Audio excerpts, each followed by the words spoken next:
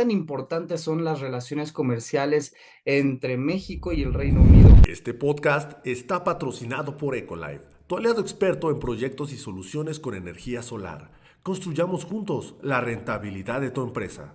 Gracias a todos por escucharnos en este episodio de Energy Talks, en donde cada semana nos toca platicar con los grandes líderes del sector energético y conocer dónde están esas oportunidades de negocio. Hoy vamos a tener una gran conversación con Héctor Luna, quien es el Head of Energy and Infrastructure para la Embajada del Reino Unido. Héctor, ¿qué tal? ¿Cómo estás? Un gusto platicar contigo. Muchas gracias, Franco, y qué gusto saludarte. Gracias a ti por la invitación. Gracias a ti, Héctor. Oye, ¿por qué no empezamos platicando un poquito de un panorama macro y que nos vayas contando qué tan importantes son las relaciones comerciales entre México y el Reino Unido? Sí, por supuesto, con mucho gusto. Pues la verdad es que son importantísimas. Nosotros apenas cumplimos 200 años de relaciones bilaterales México-Reino Unido. Y bueno, pues como te imaginarás, van mucho más allá de energía, de medio ambiente, van en términos de educación, de cultura, etcétera. Entonces, recientemente celebramos también la coronación del rey Carlos hace un par de semanas. Y bueno, justamente coincidió con estos 200 años. También te puedo comentar que estamos en medio de la negociación de un tratado bilateral, que como recordarás, a partir de la salida del Reino Unido en Brexit de la Comunidad Europea, bueno, pues ahí el gobierno británico tuvo la intención de fortalecer los lazos comerciales con algunos países, entre ellos México, obviamente. Y bueno, en este sentido estamos en medio de la negociación, que esperamos que pueda darse a finales de este año. Un poco apretada la agenda, pero quizás el próximo año pudiéramos estar hablando de firmar este tratado bilateral directamente México-Reino Unido. Oye, Héctor, ¿y cuáles son precisamente estos cambios, estas iniciativas que propone este tratado? ¿Cuáles son los puntos dentro de la agenda y estas expectativas que existen de ambos lados? Pues mira, no te puedo adelantar mucho a detalle por el momento, por obvias razones, Franco, pero sí te puedo decir que es un tratado que va a beneficiar tanto a las empresas del Reino Unido como a las empresas de México, que haya un mayor dinamismo en términos comerciales y mejores condiciones para ambos lados. Excelente, Héctor. Oye, y pasando ya justo a temas que son de tu día a día, temas muy interesantes que nos gusta platicar por acá, que son los temas energéticos. Cuéntanos justo qué sientes tú que México puede aprender del Reino Unido en materia energética y a su vez Reino Unido qué puede aprender de lo que se hace por acá. Sí, por supuesto, pues fíjate que ese es parte, como tú bien dices, de mi trabajo día a día, poder tener conversaciones tanto con el sector público y con el sector privado y decir, bueno, pues nosotros en el Reino Unido hemos probado esto, esto y esto, hemos visto aquello, qué funciona, qué no funciona en términos de energía. Creo que una de las lecciones básicas aprendidas en los últimos tiempos, pues fue la guerra entre Rusia y Ucrania en términos energéticos, ¿no? Digo, no quisiera ahondar mucho más allá, sino en lo que respecta al sector energía, hablar de la dependencia de Europa con respecto a los combustibles fósiles, ¿no? Y justamente en reacción a esta guerra y a esta dependencia y a este shortage de combustibles fósiles, específicamente gas natural proveniente de Rusia, pues bueno, el Reino Unido lanzó varias políticas públicas que pretenden que el país tenga una soberanía energética y una autosuficiencia. Entonces creo que por ahí son algunas de las lecciones que pudiéramos replicar aquí en México. Nosotros aquí en México dependemos en gran parte del gas natural de Estados Unidos y creo que podríamos también por ahí empezar a pensar en aumentar la capacidad instalada de renovables específicamente y entonces transicionar hacia una soberanía y hacia una autosuficiencia energética. Oye, Héctor, y justo ahora que tocas el tema del gas natural, si nos metemos un poquito a ese tema, o por obvias razones, de repente surge todo el tema de la infraestructura, algo que también te toca vivir en el día a día. Cuéntanos, ¿cuáles son esos cuellos de botella que todavía tenemos de infraestructura, en temas de almacenamiento, en temas del gas aquí en México? Sí, pues mira, lo que yo veo es que sí es cierto que es necesario invertir eh, tanto en infraestructura de gas natural digo, en infraestructura de producción, como de transporte de gas natural. Bien sabemos que hay ciertos proyectos desde el sector privado. Muchos de ellos han tenido algunas complicaciones. Seguramente habrás escuchado por ahí algunos ductos que han estado detenidos por temas sociales. Entonces, creo que ahí es donde tenemos que, o las autoridades deben de enfocarse en intentar sacar este tipo de proyectos, porque al final alrededor del 60% de la generación en México es con gas natural, con las plantas de ciclo combinado, muchas de ellas en manos de la Comisión Federal de Electricidad, que también sabemos que la comisión tiene algunos retos en términos de inversión en infraestructura en sus propias plantas, pero creo que tendríamos que empezar a pensar en una mayor coordinación entre sector público y sector privado. Definitivamente, Héctor. Oye, y regresando un poquito a estas relaciones diplomáticas y precisamente el esfuerzo que ustedes hacen para fortalecerlas y promover también oportunidades de inversión, espacios de diálogo comercial, ahí cuéntanos qué has escuchado, qué tan importante es precisamente que acá en México pues le metamos el acelerador a la adopción de energías renovables, qué tan importante es para los empresarios que vienen al Reino Unido y que necesitan o quieren acceder a energía de bajo costo, a energía limpia y por supuesto que esté disponible. Sí, claro, ese es un tema central para nosotros y puedo comenzar por contarte cuál es nuestra política de combustibles fósiles en Reino Unido. Entonces, nosotros desde Londres tenemos la directriz de no apoyar ni promocionalmente ni financieramente ya aquellos proyectos de combustibles fósiles convencionales. Llámese exploración, extracción, producción de petróleo y gas, a menos que tengan un componente franco de seguridad, de salud o de transición energética y descarbonización. Entonces, en este sentido, nosotros estamos justamente empujando que tanto el sector oil and gas empiecen a adoptar mejores prácticas, mejores tecnologías de descarbonización, de transición energética. Ahora sabemos que México, por su contexto, por su historia y por las necesidades del país, que es un país obviamente en desarrollo, el sector oil and gas no se va a acabar y no se va a acabar en los próximos años, pero lo que sí estamos intentando transmitir es que ese sector pueda empezar a incorporar este tipo de estrategias que puedan reducir la huella de carbono en ese sector. Ahora, por el otro lado, tenemos el sector renovables, que nuevamente nosotros es donde estamos intentando empujar este tipo de proyectos.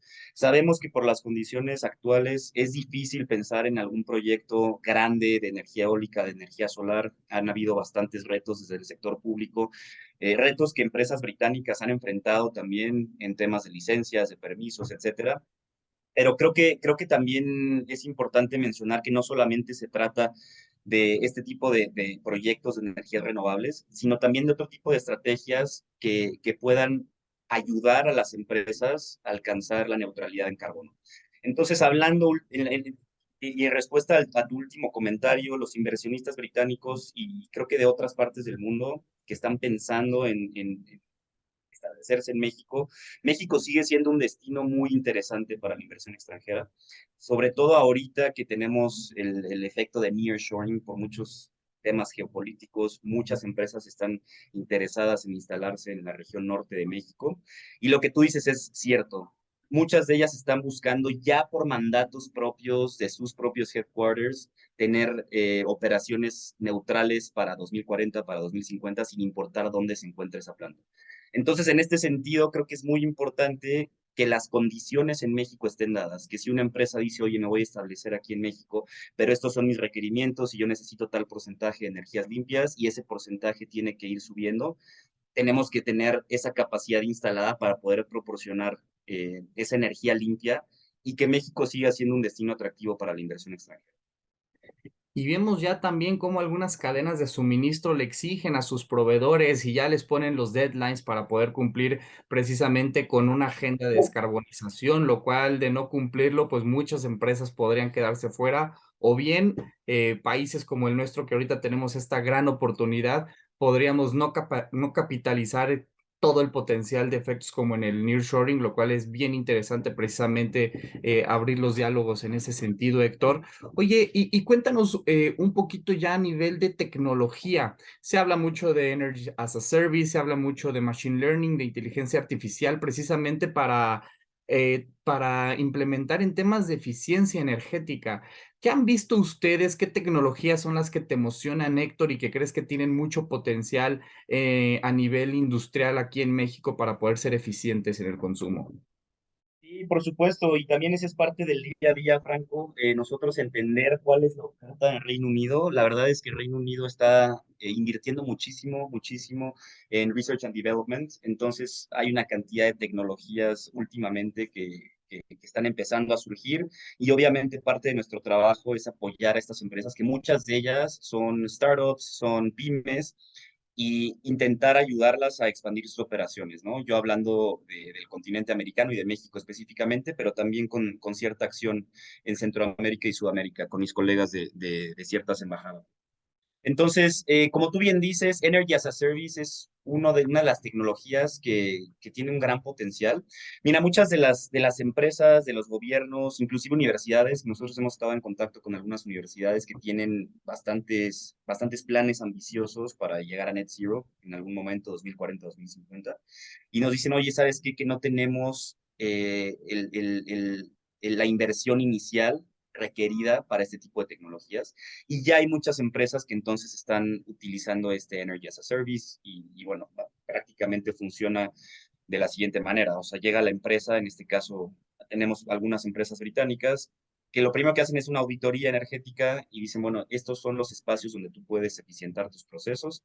Como tú bien dices, hay ciertas tecnologías que pueden ayudar, machine learning, inteligencia artificial, pero no solamente hablamos de tecnologías, muchos de ellos son comportamientos de los usuarios, muchos de ellos son mejores prácticas, etcétera.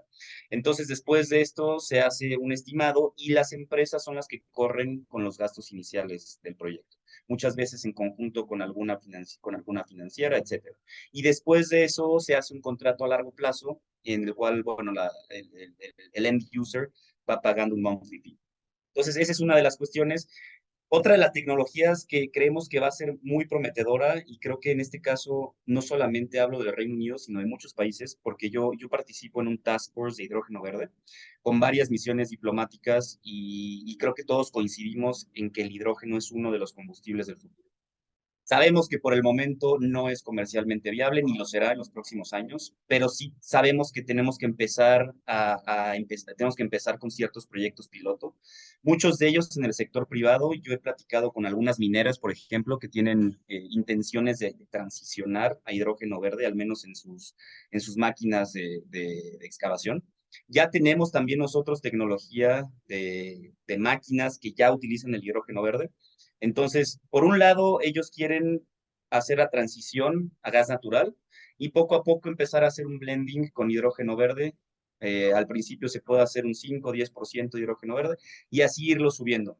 La verdad es que es un reto, Franco, el hidrógeno verde, no solamente por los costos. Para empezar, tendríamos que aumentar la capacidad instalada de energía solar y eólica muchísimo. Después de eso, la tecnología tendría que empezar a reducir los costos. Y bueno, ahorita la verdad es que no es, como te decía, comercialmente viable, pero México, hablando de potencial solar, es uno de los países en Latinoamérica con mayor irradiación solar, específicamente en el norte. Entonces, yo leí un reporte que México es uno de los 3 países que para 2050 tendrá los costos de hidrógeno verde más bajos en el continente americano. Estoy hablando de menos de $1 por kilogramo, lo cual es bastante prometedor. Qué emocionante todo lo que se va escuchando por parte de este tema del hidrógeno verde. Vemos ya proyectos en vehículos, no nada más vehículos ligeros como los de Toyota, sino también los vehículos pesados que reducen de manera importante el peso de estos vehículos. Y luego también lo que mencionas, justamente ahí quisiera que nos contaras y regresar al tema de infraestructura. ¿Qué oportunidades de inversión has identificado que se pueden hacer y que son necesarias, importantes en el tema energético a nivel de infraestructura? Sí, por supuesto. La verdad es que en términos de infraestructura, todo lo que tenga que ver con hacer la infraestructura más resiliente, Franco, es a donde tenemos que movernos, ¿no?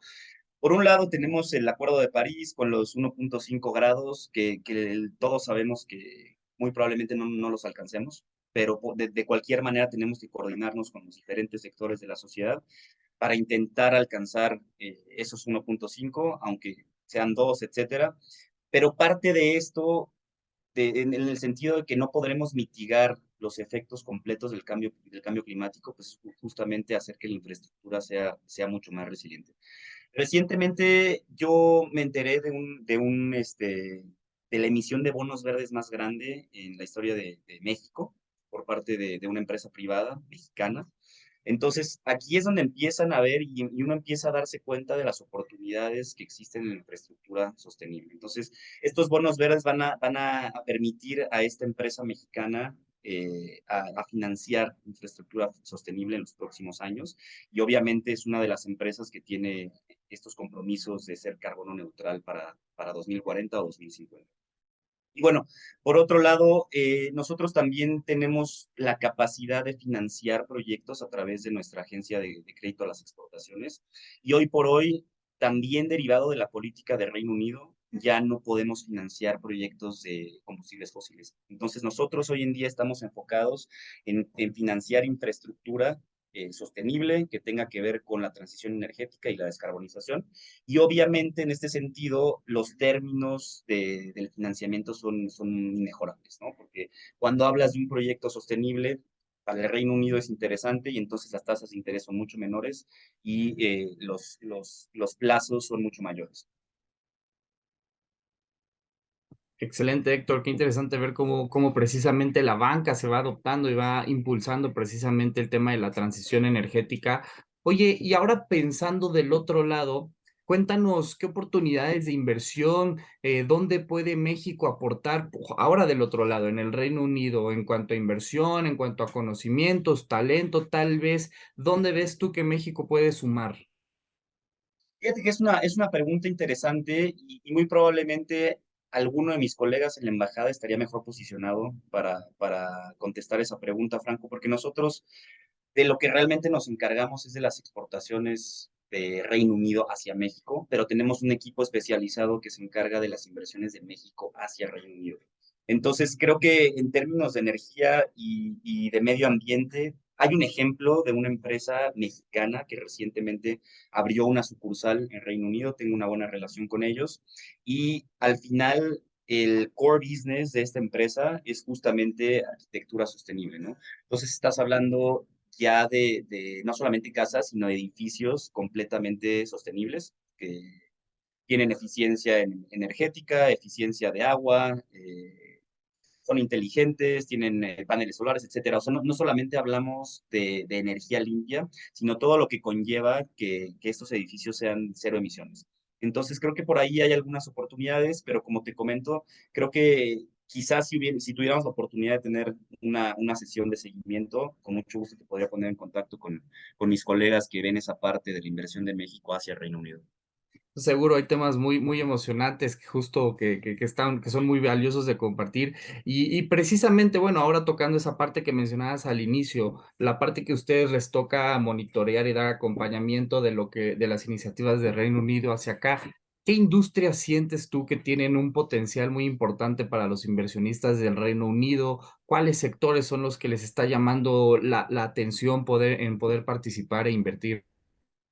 Sí, es una pregunta muy interesante porque, como te decía, México sigue siendo uno de los destinos más interesantes para los inversionistas de Reino Unido, al menos en el continente americano. Y muchas de estas oportunidades, como te mencionaba, las vemos en la cadena de suministro del sector manufactura, del sector automotriz y específicamente creo que voy a aludir a lo que mencionábamos en un inicio, a este nearshoring, a este efecto de que somos el país vecino del sur de la economía más grande del mundo hoy por hoy. Muy probablemente eso cambie en los próximos años, con China siendo uno de los gigantes económicos próximamente.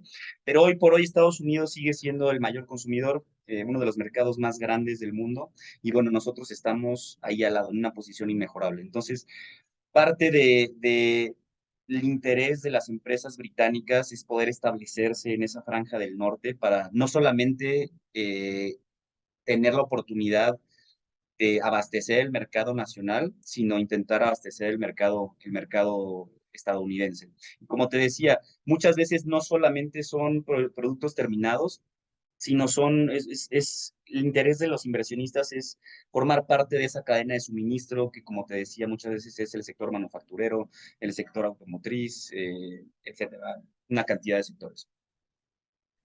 Oye, y ahora justamente siguiendo en el tema del nearshoring, que sí es el tema de moda, está en todos los diálogos, qué importante que se estén tocando esos temas.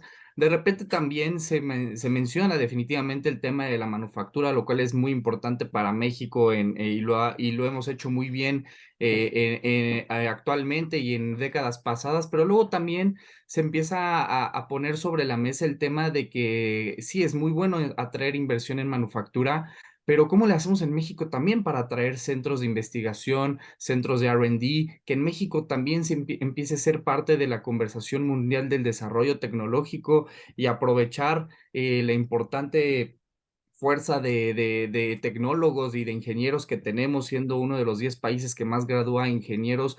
¿Qué dirías en ese sentido, Héctor? ¿Cómo le hacemos para que sí, que qué bueno y que lleguen estas inversiones en manufactura, pero también ser atractivos para estas empresas de tecnología y hubs de R&D? Pues fíjate que es uno de los temas centrales también para la Embajada Británica, Franco. Nosotros hemos visto que va a haber una necesidad muy importante en empleos verdes en el futuro, no solamente en México, sino en el mundo, pero hablando de México, otra vez siendo un hub manufacturero y todas estas empresas que están empezando a hacer la transición hacia sostenibilidad, hacia energías verdes, etcétera, estamos detectando una necesidad de tener mano de obra calificada en estos sectores de sostenibilidad, de manufactura verde, etcétera. En este sentido, nosotros tenemos algunas estrategias. Recientemente tuvimos una capacitación en una escuela, o sea, tenemos varios programas orientados al sector educativo, en el cual empezamos de una manera muy general a platicar de ciertas tecnologías, de qué es lo que se viene al futuro. Y específicamente te cuento que una de ellas fue en eficiencia energética, que es cosa que ya estábamos comentando hace ratito. Entonces, vemos que hay una necesidad, queremos nosotros apoyar al sector educativo, queremos que las nuevas generaciones justamente tengan estas herramientas para dar respuesta a las necesidades del futuro aquí en México. Y por otro lado, parte de nuestros esfuerzos también consisten en hacer alianzas estratégicas. Entonces, muchas de estas alianzas son entre universidades, tanto públicas como privadas en México, con universidades del Reino Unido. Compartir prácticas, compartir tecnología, conocimiento, y muchas de ellas en el Reino Unido específicamente ya están adoptando este tipo de tecnologías. Muchas de ellas tienen proyectos dentro de sus propias instalaciones, proyectos sostenibles, etcétera. Yo apenas estuve hace un par de semanas en Reino Unido, tuvimos la oportunidad de visitar una universidad y bueno, tienen ahí una cantidad de tecnología impresionante que creo que pudiera ser replicable, no solamente en términos tecnológicos en México, sino también en términos de transferencia de conocimiento. Creo que eso es sumamente importante. Qué emocionante escuchar precisamente todas esas iniciativas, Héctor. Oye, ya para ir terminando, pues bueno, empezamos ya en casi por entrar a la segunda parte del 2023. Se escuchan pues muchas cosas en el ambiente macro, ¿no? Se hablan si la inflación se controla, no se controla, si las tasas suben o no suben, si los bloques económicos toman una decisión y la otra. Yo quisiera preguntarte cuál es tu visión, qué es lo que tú ves para el 2023, qué tendencias hay que tener en el radar de su lado, qué iniciativas son las que van a estar siendo prioridad. ¿Qué nos contarías ya un poquito para ir concluyendo?